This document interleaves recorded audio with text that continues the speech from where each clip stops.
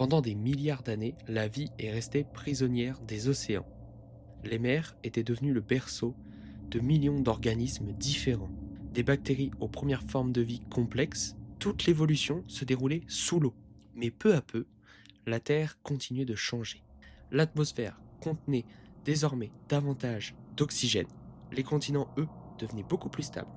Et une immense partie de la planète restait encore totalement vide. Il n'y avait aucune forêt, aucune prairie et aucun animal terrestre. Seulement de vastes étendues rocheuses. Pourtant, cette situation allait bientôt changer. Au fil des centaines de millions d'années, les mouvements internes de la Terre ont continué à remodeler la surface. Les continents n'étaient toujours pas ceux que nous connaissons aujourd'hui. Ils se déplaçaient lentement, oui, lentement, entraient en collision, se fragmentaient, puis se reformaient. Mais progressivement, certaines zones devenaient stables, permettant à la vie de s'y installer. La pluie et l'érosion commençaient lentement à transformer le paysage. La Terre commençait à devenir un environnement beaucoup plus accueillant. La vie, au début, restait principalement dans les océans, mais certaines formes de vie microscopiques vivaient déjà près des côtes. Petit à petit, des organismes proches des algues ont commencé à s'adapter aux conditions terrestres. Ce fut une étape extrêmement difficile, car oui, sur la terre ferme, il n'y avait pas d'eau permanente pour les protéger. Le soleil était beaucoup plus intense, les variations de température beaucoup plus importantes, et la gravité se faisait davantage sentir qu'en milieu aquatique. Mais malgré cela, des espèces ont réussi à survivre. Et là, les premières plantes terrestres sont apparues. Elles ressemblaient davantage à des mousses qu'à des arbres. Elles étaient petites, simples, et vivaient dans un environnement humide. Pour la première fois dans l'histoire de la Terre, le ver commençait à apparaître sur les continents. Pendant des millions d'années, les plantes ont commencé à se multiplier. Les sols, autrefois nus, étaient recouverts de végétation.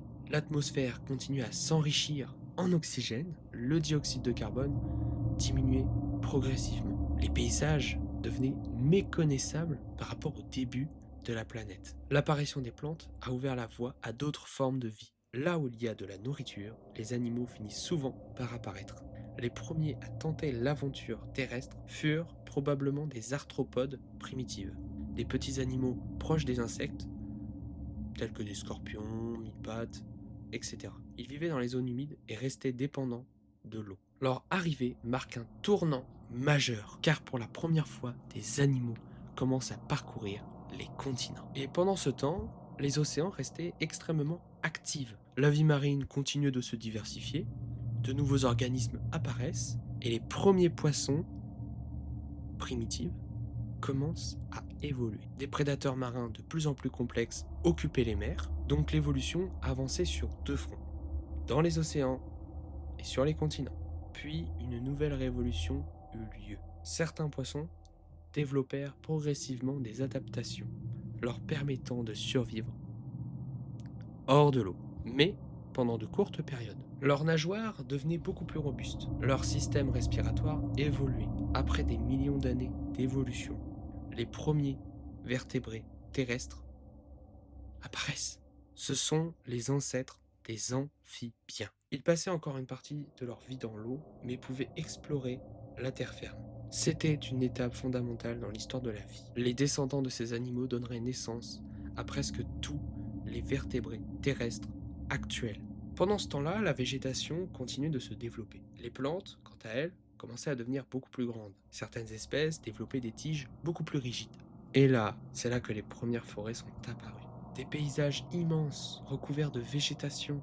Et ces forêts modifiaient le climat. Elles retenaient davantage l'humidité, elles produisaient toujours plus d'oxygène et elles offraient de nouveaux habitats aux animaux. La Terre prenait peu à peu l'apparence d'une planète vivante. Après des milliards d'années passées dans les océans, la vie avait enfin conquis les océans. Les plantes avaient enfin transformé le paysage. Les animaux, eux, commençaient à explorer la terre ferme. Les océans continuaient d'abriter une incroyable diversité de formes de vie.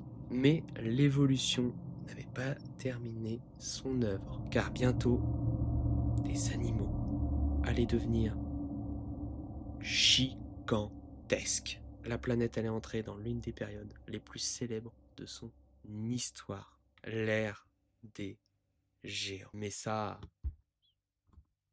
c'est une autre histoire. Merci à tous d'avoir vu ce 3e chapitre sur Avons-nous. Voilà, j'ai hâte que la suite sorte, vous aussi, j'espère, et je vous dis à très vite pour une nouvelle vidéo. Ciao!